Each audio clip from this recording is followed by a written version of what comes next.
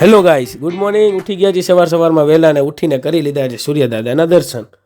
Fresh થઈને નીકળ્યા આપણે ઓફિસે જવા માટે ને ઓફિસની બહાર પહોંચીને જોયું તો બ્લોગર બ્લોગ ઉતારતા હતા અને કીધું વાહ કિશનભાઈ વાહ.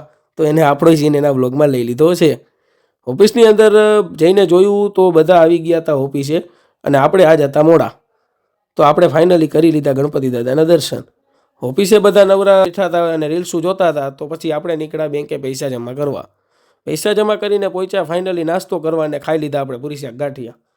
નાસ્તો કરીને પહોંચ્યા ઘર બાજુ અને ત્યાં નજર ગઈ આપણે ભત્રીજા ઉપર. તો ભત્રીજો એની જીપ કરતો હતો પાર્ક મારા એક્ટિવા પાસે. ત્યાં બધી નવરી બજાર મળી ગઈ મારા ઘર પાસે ને બધા બેઠા 2-3 કલાક ને પછી નીકળો હું મારા દોસ્તારને મળવા એની ઓફિસે. એની ઓફિસે પહોંચ્યો ત્યાં એના સાહેબ અને તે બેઠો હતો અને એને મળીને નીકળો ત્યાંથી ચા પીવા.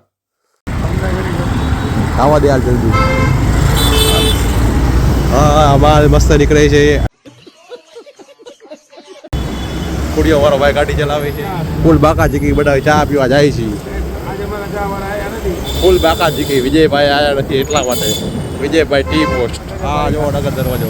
अरे कौन भौंक रहा है ये बदतमीज।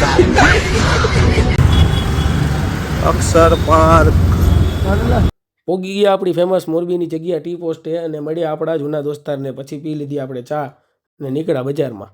ફાઇનલી રિક્ષા નડી ગઈ છે.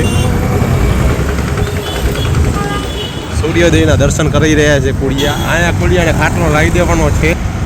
હવે નીચે ફાટક કે ખાવા દેવાના છીએ અમે.